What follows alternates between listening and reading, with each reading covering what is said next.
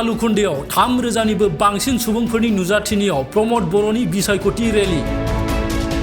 क'क्राझार लकसभा बियाबनिफ्राय एनडिएनि बिजाथि जयन्त बसुमतारीनि मददाव बे गेदेर हानजा सुरनाय हाबाफारिखौ लानाय जादों।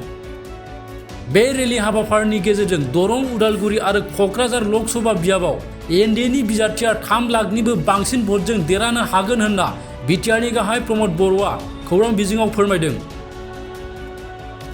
आरोबाव बिथाङा खौरां बिजोङाव फोरमायबावदों दि गाहाय मन्त्रि नरेन्द्र मदिया थांनाय 10 बोसोराव रायजोफोरनि गोसोखौ जै खालामनो हादों।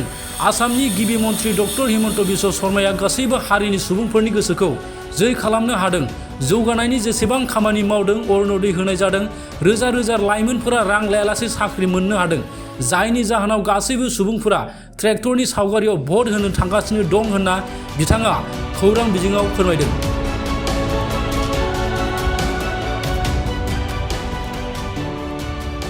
নির্বাচনটো এনডিএৰ কাৰণে খুব ভাল এটা নিৰ্বাচন আৰু আমি বিটিআৰ অঞ্চলত যদি চাবলৈ যাওঁ দৰং ওদালগুৰি সমষ্টিত আমাৰ প্ৰাৰ্থী দিলীপ শইকীয়া ডাঙৰীয়া আৰু কোকৰাঝাৰত আমাৰ প্ৰাৰ্থী জয়ন্ত বসুমতাৰী ডাঙৰীয়া দুইটা সমষ্টিতে 3 লাখতকৈ বেছি ব্যৱধানত জিকিবলৈ গৈ আছে।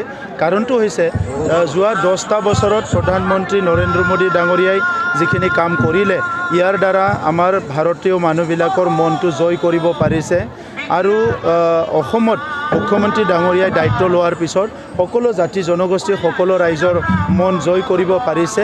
যিখিনি ডেভেলপমেণ্টৰ কাম হৈছে অৰুণোদয়ৰ পৰা আদি কৰি যুৱ যুৱতীসকলে কোনো ঘোষ নিদিয়াকৈ লাখত চাকৰি পাইছে, বিটিআৰতো হাজাৰ হাজাৰ চাকৰি পাইছে, সকলো জাতি জনগোষ্ঠীৰ মাটি বাৰীৰ সমস্যা সমাধান হৈছে।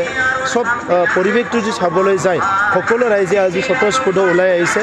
এইটো মাইনৰিটি এৰিয়া হয়, ইয়াত সব ৰাইজে ওলাই আহিছে আৰু চবেই কৈছে যে ট্ৰেক্টৰৰ ছবিতে ভোট দিব।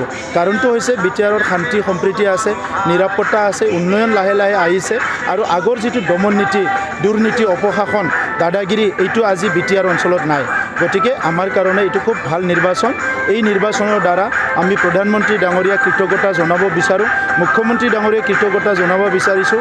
কাৰণ দশকৰ পৰা দশকৰ পিছত এই অঞ্চলত শান্তি আহিছে, উন্নয়ন হৈছে আৰু নিৰাপত্তা পাইছে। বাৰম্বাৰ দেখা গৈছে যে ইউপিপিএল নেতাত পইচা লৈ